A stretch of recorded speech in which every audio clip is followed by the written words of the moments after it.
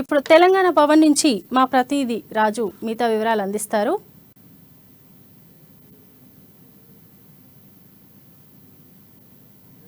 శోభ, BRS party కేంద్ర ప్రభుత్వంపై తాజాగా అవిశ్వాస తీర్మానాన్ని కూడా ప్రవేశపెట్టింది. ఆల్రెడీ ఇప్పటికే ఇండియా కూటమి కూడా అంటే బీజేపీ ప్రభుత్వంపై నో కాన్ఫిడెన్స్ మోషన్ ప్రవేశపెట్టింది. ఈ నేపథ్యంలోనే బీఆర్ఎస్ పార్టీ లోక్సభ శాసన పక్ష నేత అయినటువంటి నామా నాగేశ్వరరావు స్పీకర్ కార్యాలయంలో దీనికి సంబంధించి అవిశ్వాస తీర్మానానికి సంబంధించి 50 మంది ఎంపీల లేఖతో సహా లేఖను కూడా అందించడం జరిగింది. సో వాళ్ళందరూ కూడా ఇండియా కూటమితో సహా బీఆర్ఎస్ పార్టీ ఒకటే డిమాండ్ చేస్తున్నారు. ఈ ఒకవైపు ప్రజా సమస్యలు ఏవైతే ఉన్నాయో దేశవ్యాప్తంగా కూడా ఉన్నటువంటి సమస్యలు కానివ్వండి, అదే విధంగా మణిపూర్ లో ఉన్నటువంటి మణిపూర్ ఒకవైపు అగ్నిగుండంగా మారుతుంది. దీనిపై ప్రధానమంత్రి ఒక్క మాట కూడా మాట్లాడిన పరిస్థితి ఉంది. ఈ నేపథ్యంలోనే ప్రభుత్వంపై మాకు విశ్వాసం లేదు అని చెప్పి దీనికి సంబంధించి కూడా వాళ్ళు నో కాన్ఫిడెన్స్ మోషన్ ఇవ్వడం జరిగింది. ఈ బీఆర్ఎస్ పార్టీ ఇచ్చిన నో కాన్ఫిడెన్స్ మోషన్ పై ఎంఐఎం అధినేత అయినటువంటి అసదుద్దీన్ ఓవైసీ కూడా సంతకం చేయడం జరిగింది. అదే విధంగా వాళ్ళతో పాటు మరో 50 మంది ఎంపీలు కూడా సంతకాలు చేసి ఇవ్వడం జరిగింది. సో ఒకసారి మనం ఇవి చూసుకున్నట్టయితే మరోవైపు ఇండియా కూటమి కూడా అవిశ్వాస తీర్మానాన్ని ఇవ్వడం జరిగింది. అయితే బీఆర్ఎస్ పార్టీ అనేది ఇటు ఇండియా కూటమిలో లేదు, ఇటు ఎన్డీఏ కూటమిలో లేదు, ప్రస్తుతం అయితే తటస్థంగా ఉంది అని చెప్తా ఉన్నారు. సో అందుకని చెప్పి వీళ్ళు కూడా ప్రత్యేకంగా అవిశ్వాస తీర్మానాన్ని ఇవ్వడం జరిగింది. అయితే గతంలో తీసుకున్నటువంటి ఏదైతే ఢిల్లీకి సంబంధించినటువంటి ఆర్డినెన్స్ అయితే కేంద్ర ప్రభుత్వం తీసుకొచ్చిందో, మే నెలలో తీసుకొచ్చినటువంటి ఏదైతే ఆర్డినెన్స్ ఉందో ఢిల్లీ రాష్ట్ర ప్రభుత్వం యొక్క అధికారాలను మొత్తం అణచివేసే విధంగా ఉంది అని చెప్పేసి దానికి సంబంధించి కేజ్రీవాల్ గతంలో హైదరాబాద్ పర్యటన కూడా రావడం జరిగింది. సీఎం కేసీఆర్ ను కూడా కలవడం జరిగింది.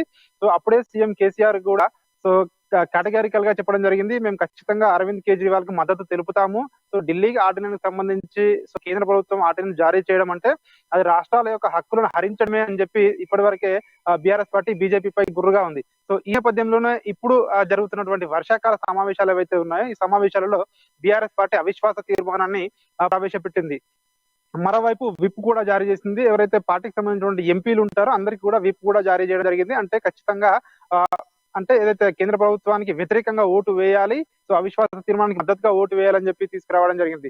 సో అంటే గతంలో జారీ చేసిన ఒకసారి ఆర్డినెన్స్ మనం గమనించినట్టయితే కేంద్ర ప్రభుత్వం మంత్రి అయితే మీటింగ్ జరిగిందో, మంత్రివర్గం మీటింగ్ జరిగిందో ఆ మీటింగ్ లో అంటే రాష్ట్రానికి సంబంధించి ఢిల్లీకి సంబంధించినటువంటి పాలనా అధికారాలలో ముఖ్యంగా ట్రాన్స్ఫర్స్ అధికారుల పోస్టింగ్ గానీ ట్రాన్స్ఫర్స్ గానీ ముఖ్యంగా కలెక్టర్ లెవెల్ అయితే గ్రూప్ 1 గ్రూప్ ఏ క్యాడర్ ఉంటారో వాళ్ళందరి సో ట్రాన్స్ఫర్స్ గానీ అవన్నీ కేంద్ర ప్రభుత్వం చేతుల్లోకి తీసుకునే విధంగా సో ఆర్డినెన్స్ జారీ చేయడం జరిగింది. సో దీనిపై అరవింద్ కేజ్రీవాల్ అప్పుడు ఢిల్లీ ప్రభుత్వం కూడా కేంద్ర ప్రభుత్వం గుర్రుగా ఉంది. ఇతర రాష్ట్రాల మద్దతు కూడా ఆయన కోరడం జరిగింది. వెస్ట్ బెంగాల్ సో కూడా వెళ్ళడం జరిగింది.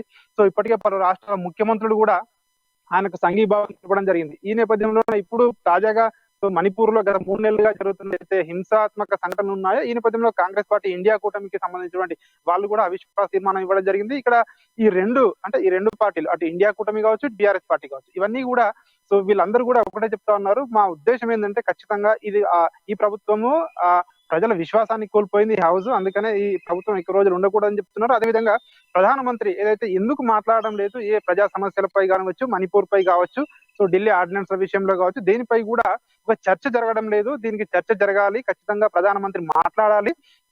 కనీసం నో కాన్ఫిడెన్స్ మోషన్ పెడితే అయినా ఇప్పుడైనా ప్రధానమంత్రి మాట్లాడతారు సో అనే ఉద్దేశం సో మాకైతే ఉంది అని చెప్పి చెప్తా ఉన్నారు. ఈ నేపథ్యంలోనే ఇప్పుడైతే పెట్టడం జరిగింది.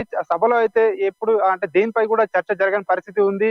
సో ప్రభుత్వం తనకు సంబంధించినటువంటి ఏవైతే వాళ్ళ అవసరాలు ఉన్నాయో వాళ్ళకి సంబంధించినటువంటి బిల్లులు ఏవైతే ఉన్నాయో వాటిని పాస్ చేసుకొని సో అడ్జైన్ చేయడానికి చూస్తుంది అని చెప్పి ప్రతిపక్షాలు ఇప్పటికే విమర్శిస్తా ఉన్నాయి. సో ఒక్కసారి ఈ ఆర్డినెన్స్ ఏవైతే ఉన్నాయో వీటిపై కూడా ప్రతిపక్షాలు అందరూ మాతో కలిసి వస్తారు అని చెప్తా ఉన్నారు. అదేవిధంగా సో అధికార పార్టీలో ఉన్నటువంటి ఎంపీలు కూడా మాకు మద్దతుగా కలిసి రావాలని చెప్పి కూడా వాళ్ళు కోరుతా ఉన్నారు. మరోవైపు కాంగ్రెస్ కోరుతా ఉంది, మరోవైపు బీఆర్ఎస్ కోరుతా ఉంది. సో వీళ్ళకు తోడు ఎంఐఎం పార్టీ సో అసదుద్దీన్ ఓవైసీ కూడా సో వీళ్లకు మద్దతు తెలపడం జరిగింది. Shobha. Right, thank you Raju.